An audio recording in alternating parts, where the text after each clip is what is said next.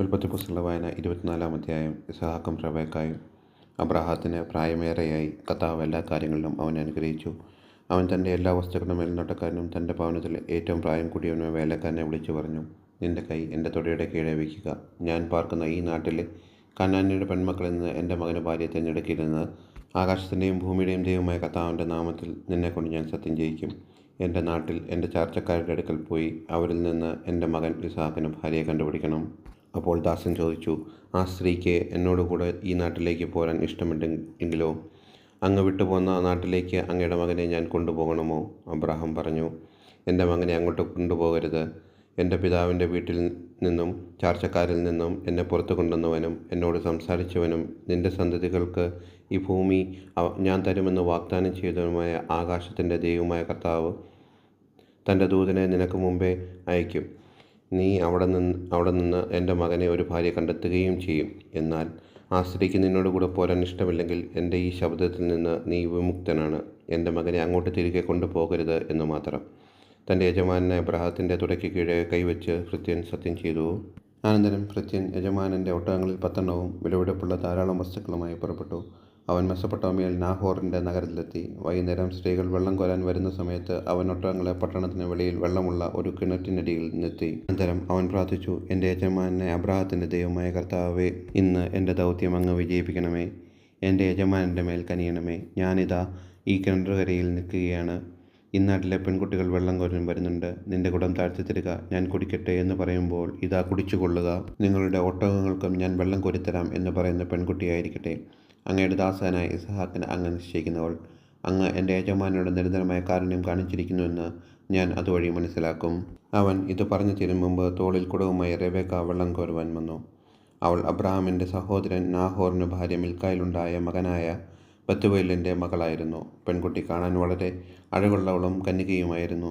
അവൾ കിണറ്റിങ്കലേക്ക് ഇറങ്ങി കുടമു നിറച്ച് കയറി വന്നു. അബ്രാഹത്തിൻ്റെ ഭൃത്യൻ അപ്പോൾ അവളുടെ അടുക്കലേക്ക് ഓടിച്ചെന്ന് പറഞ്ഞു, ദയവായി നിന്റെ കുടത്തിൽ നിന്ന് കുറച്ച് വെള്ളം കുടിക്കുവാൻ തരിക.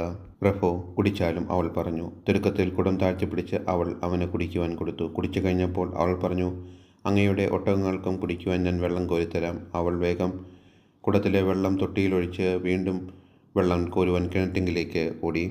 ഒട്ടകങ്ങൾക്കെല്ലാം വെള്ളം കോരിക്കൊടുത്തു. തൻ്റെ യാത്ര കർത്താവ് ശുഭമാക്കിയോ ഇല്ലയോ എന്നറിയാൻ അവൻ നിശബ്ദനായി അവളെ തന്നെ നോക്കി നിന്നു. ഒട്ടകങ്ങൾ കുടിച്ചു കഴിഞ്ഞപ്പോൾ അവൻ 1/2 ശെക്കൽ തൂക്കമുള്ള ഒരു സ്വർണ്ണമോതിരവും 10 ശെക്കൽ തൂക്കമുള്ള 2 പൊൻവളകളും അവൾക്ക് നൽകിക്കൊണ്ട് പറഞ്ഞു, നീ ആരുടെ മകളാണെന്ന് ദയവായി എന്നോട് പറയുക. നിന്റെ പിതാവിൻ്റെ ഭവനത്തിൽ ഞങ്ങൾക്ക് രാത്രി കഴിക്കാൻ ഇടം കാണുമോ? അവൾ പറഞ്ഞു, നാഹോറിന് മിൽക്കായിൽ ജനിച്ച ബത്തുവേലിൻ്റെ മകളാണ് ഞാൻ. അവൾ തുടർന്നു, ഞങ്ങൾക്ക് കാലിത്തീറ്റയും കച്ചിയും വേണ്ടുവോളമുണ്ട്, താമസിക്കുവാൻ മുറിയുമുണ്ട്. അവൻ തലകുനിച്ച് കർത്താവിനെ ആരാധിച്ചുകൊണ്ട് പറഞ്ഞു, എൻ്റെ യജമാനെ അബ്രാഹത്തിൻ്റെ ദൈവമായ കർത്താവ് വാഴ്ത്തപ്പെട്ടവൻ. തൻ്റെ കാരുണ്യവും വിശ്വസ്തതയും അവിടുന്ന് അവനിൽ നിന്ന് പിൻവലിച്ചിട്ടില്ല. എൻ്റെ യജമാനൻ്റെ ചാർച്ചക്കാരുടെ വീട്ടിലേക്ക് അവിടുന്ന് എന്നെ നയിക്കുകയും ചെയ്തിരിക്കുന്നു. പെൺകുട്ടി ഓടിച്ചെന്ന് അമ്മയുടെ വീട്ടുകാരെ വിവരമറിയിച്ചു. റെബെക്കായ്ക്ക് ലാബാൻ എന്നു പേരുള്ള ഒരു സഹോദരനുണ്ടായിരുന്നു. അവനുടനെ കിണറ്റുകരയിൽ ആ മനുഷ്യൻ്റെ അടുക്കിലേക്ക് ഓടിച്ചെന്നു.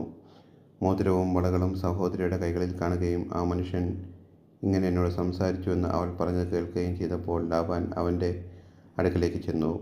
അവൻ അപ്പോഴും കിണറ്റുകരയിൽ ഒട്ടകങ്ങളെടുത്ത് നിൽക്കുകയായിരുന്നു. അവൻ പറഞ്ഞു, കർത്താവിനാൽ അനുഗ്രഹിക്കപ്പെട്ടവനെ വരിക. എന്തിനാണ് പുറത്തു നിൽക്കുന്നത്? ഞാൻ വീടും ഒട്ടകങ്ങളുടെ സ്ഥലവും ഒരുക്കിയിട്ടുണ്ട്. അവൻ വീട്ടിലേക്ക് കയറി. ലാബാൻ ഒട്ടകങ്ങളുടെ ജീനി അടിച്ചു മാറ്റി തീറ്റയും കച്ചിയും കൊടുത്തു. അവനും കൂടെയുണ്ടായിരുന്നവർക്കും കാല് കഴുകാൻ വെള്ളവും കൊടുത്തു. അവർ അവന് ഭക്ഷണം വിളമ്പി. എന്നാൽ അവൻ പറഞ്ഞു, വന്ന കാര്യം പറയാതെ ഞാൻ ഭക്ഷണം കഴിക്കുകയില്ല, പറഞ്ഞുകൊള്ളുക.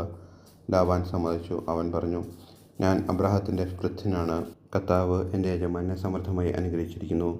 അവൻ സമ്പന്നനാണ്. ആടുമാടും പൊന്നും വെള്ളിയും വേലക്കാരും ഒട്ടകങ്ങളും കഴുതകളും അവിടുന്ന് അവന് കൊടുത്തിരിക്കുന്നു. യജമാനൻ്റെ ഭാര്യ സാറ വൃദ്ധയായപ്പോൾ അവന് ഒരു പുത്രൻ ജനിച്ചു. തനിക്കുള്ളതൊക്കെ യജമാനൻ അവനാണ് കൊടുത്തിരിക്കുന്നത്. എൻ്റെ യജമാനൻ എന്നെക്കൊണ്ട് ഒരു സത്യം ചെയ്യിപ്പിച്ചു. ഞാൻ പാർക്കുന്ന കാനാൻകാരുടെ നാട്ടിൽ നിന്ന് എൻ്റെ മകന് നീയൊരു വധുവിനെ തിരഞ്ഞെടുക്കരുത്. മറിച്ച് നീ എൻ്റെ പിതാവിൻ്റെ നാട്ടിൽ എൻ്റെ ചാർച്ചക്കാരുടെ അടുത്തേക്ക് പോകണം.